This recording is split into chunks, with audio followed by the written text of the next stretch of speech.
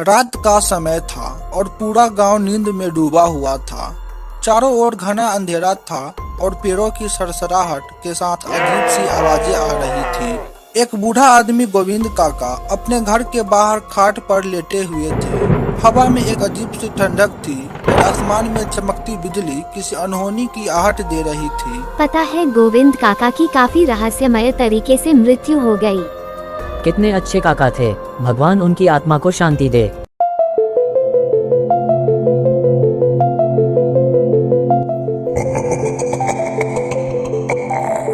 गोविंद काका अपने गांव की ओर लौट रहे थे। आसमान बादलों से घिरा हुआ था, लेकिन बारिश नहीं हो रही थी। घड़ी में रात के 8 बजने वाले थे। अपने छोटे से मकान के बाहर गोविंद काका खाट पर लेटे हुए थे। उनके हाथ में एक लालटेन जल रही थी और पास में एक बड़ा पीपल का पेड़ था। गोविंद काका फिलहाल घर में अकेले ही थे, क्योंकि उनके परिवार वाले बिजली न होने के कारण नानी के घर चले गए थे। गर्मी और अंधेरे में घर के अंदर बैठने से अच्छा था कि बाहर ही बैठा जाए।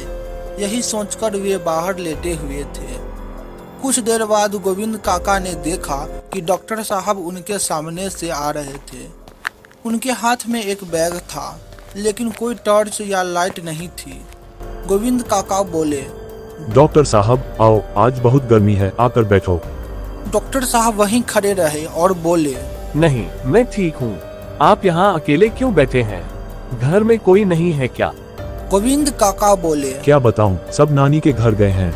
इस गर्मी में बाहर ही ठीक है, पर तुम ऐसे अकेले अंधेरे में कहाँ घूम रहे हो?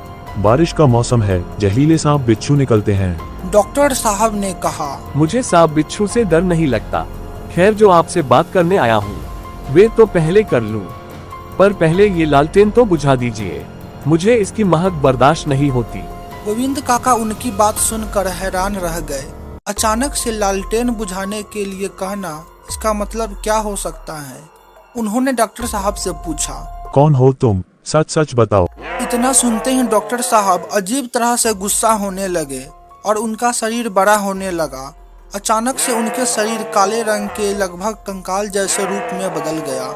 उनकी आंखें की जगह गड्ढे थे, जिसमें लाल लाल आंखें चमक रही थी। बड़े बड़े नुकीले दांत और बदन पर एक भी मांस नहीं था, केवल हड्डियां निकली हुई थी। गोविंद काका बोले, बाप रे, मुझे कोई बचाओ, मुझे दानव से बचाओ। लेकिन दानव धीरे धीरे गोविंद काका की ओर बढ़ने लगे। गोविंद काका डर से वहीं जम गए और वहां से भाग भी नहीं पाए। कुछ देर में उनकी चीख पूरे गांव में गूंज उठी। आवाज सुनकर गांव के लोग उनके घर की ओर दौड़े। वहां पहुंचकर उन्होंने देखा कि गोविंद काका का शरीर वैसे ही खटिया पर पड़ा हुआ था। देखकर साफ पता चल रहा था कि अब उनकी जान नहीं बची थी। दानव ने उनका खून चूस लिया था और उनकी आंखें खुली हुई थी, जिसमें दर्द साफ साफ नजर आ रहा था। उनका शरीर ठंडा और जम चुका था। गांव में गोविंद काका की मौत की खबर तेजी से फैल गई। गांव के लोग डर और चिंता में थे। पता है, गोविंद काका की काफी रहस्यमय तरीके से मृत्यु हो गई। कितने अच्छे काका थे, भगवान उनकी आत्मा को शांति दे। गांव के पुजारी पंडित रामदास ने बताया कि यह कोई साधारण दानव नहीं था, बल्कि एक प्राचीन श्राप था जो गांव के पुराने मंदिर में छुपा था।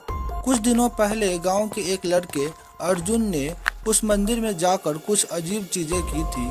तब से ही गांव में अजीब अजीब घटनाएं हो रही थी।